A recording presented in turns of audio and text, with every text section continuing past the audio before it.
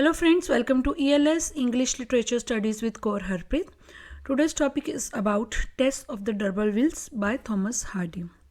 Friends, I've already discussed Tess as a pure woman and role of chance in Tess. These two very important topics are already discussed. Content regarding these two topics is available on my channel. If you're interested, you can check that video also.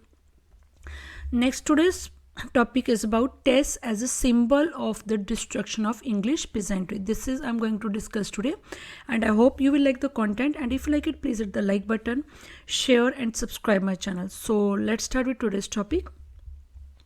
Tess of the D'Urbervilles. It is regarded as Thomas Hardy's masterpiece. It is a story of a country girl who is first presented as an innocent girl but turns into a tragic heroine. From Thomas Hardy's point of view, Tess is not responsible for what she has done. She is just one of the victims, right? She is a victim of a series of misfortunes which slowly destroy her personality. Now let us talk about its social background in brief before discussion of main topic. In the 19th century, Britain was the greatest economic power of the world. It was also known as the beginning of modern times. And in the 19th century, there was a great shift of population. People shifted from rural to urban areas. They moved into big cities in search of work, right? They lived in a bad conditions, we can say, with long working hours. Therefore drinking and abuse were frequent in families, right? Now friends, move to main topic, that is Tess is the moving expression of the destruction of the peasant world. Actually friends, it cannot be denied that from one point of view that Tess is a social document showing the final stage of the disintegration of the English peasantry. But real importance, if we talk about the real importance of the novel, that it lies in a personal tragedy of Tess, right?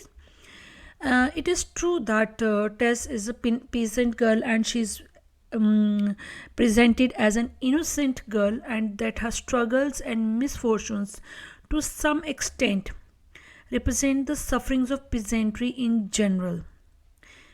The very accident in which family horse is killed is a symbol of struggles of peasantry. Her sense over guilt over the accident forces her to seek the help of D'Urbervilles, right? And the sacrifice of Tess to Alex, that is also symbolic of historical process at work.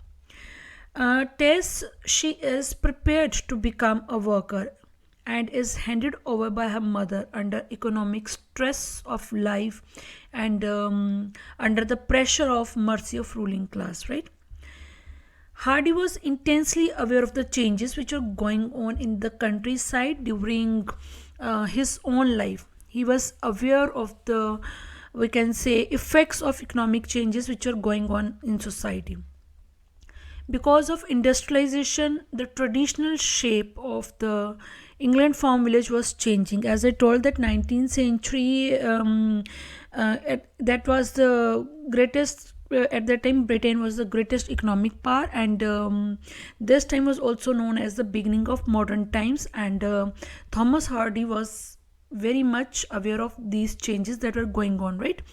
And workers, they were forced off their land and they turned into industrial laborers, industrial proletarians.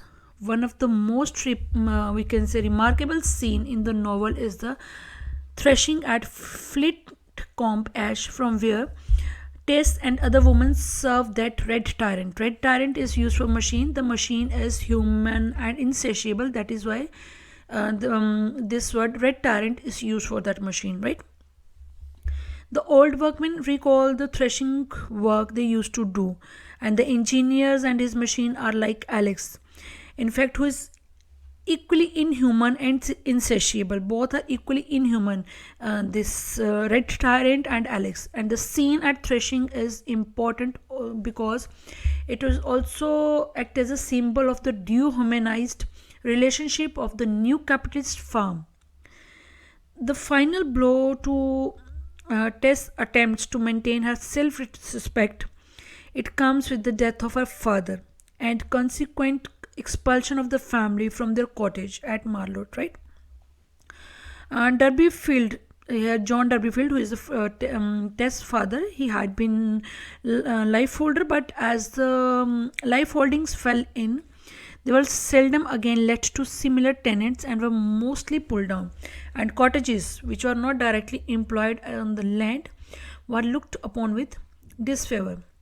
These families, who had formed the backbone of the village in the past, these families had to seek refuge in the large centers. It is the need to support family, the driven off the land, that finally forces Tess back to Alex.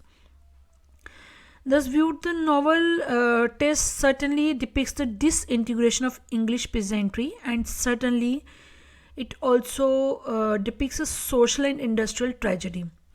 Although Thomas Hardy here gives us detailed pictures of the rural people's occupation, their problems, their trials and tribulations, sufferings, all these are discussed by Thomas Hardy in view of the changing conditions.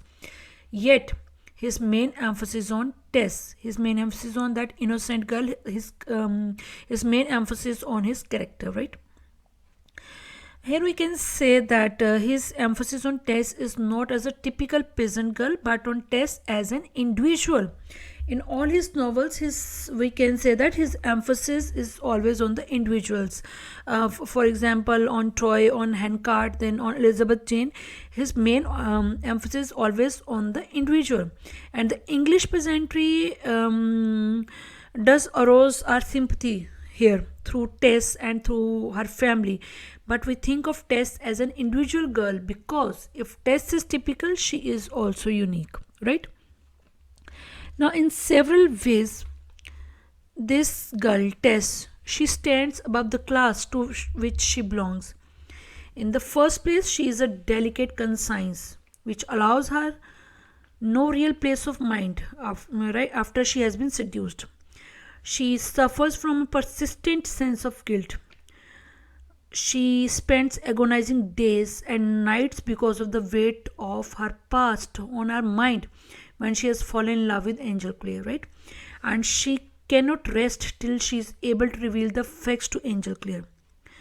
Though here the revelation leads to disastrous consequences, which wrecks her life. Her sensitivity makes this supernatural torture which few peasant girls would have suffered. Her mother accepts the seduction. She urges Tess not to reveal her past to her husband.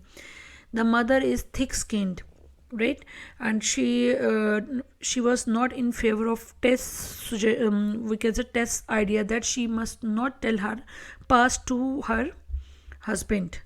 The true representative of the peasantry is the mother and not Tess. The theme of disintegration of peasantry is subsidiary to the tragedy of an individual woman.